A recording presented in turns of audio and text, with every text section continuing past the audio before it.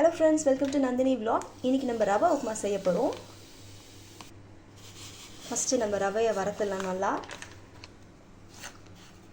இந்த ரவை brownish ஆகாம அப்படியே ஒயிட்டாவே நம்ம எடுத்துறணும். சும்மா கொஞ்ச நேரம் லைட்டா வதக்கிட்டு எடுத்துடலாம். இப்போ இந்த ரவையை நம்ம ஒரு தனியா எடுத்து ஒரு தட்டல அப்படியே வச்சுக்கலாம். பாருங்க, தனியா எடுத்து வச்சிட்டோம்.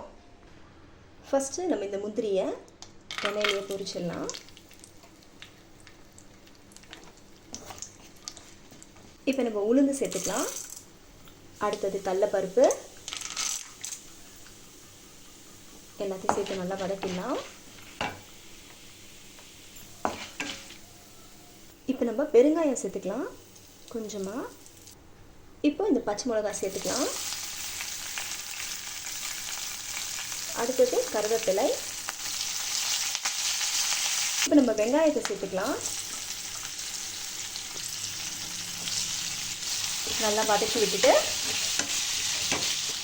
நம்ம வெங்காயத்தை இப்படியும் கட் பண்ணிக்கலாம், குட்டி குட்டியாகவும் கட் பண்ணிக்கலாம். நான் இப்படியே கட் பண்ணிட்டேன் இன்னைக்கு. இதை நல்லா வதக்கிடலாம். பார்த்தீங்கன்னா நான் கல்லுப்பு ஆட் பண்ணுறேன் கொஞ்சமாக தான். இப்போ இதோடு நம்ம தக்காளி ஆட் பண்ணிக்கலாம்.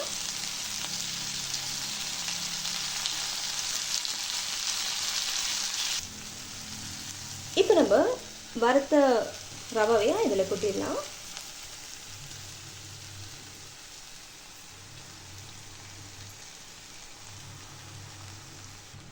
இப்போ நம்ம தண்ணி ஆட் பண்ணிக்கலாம்.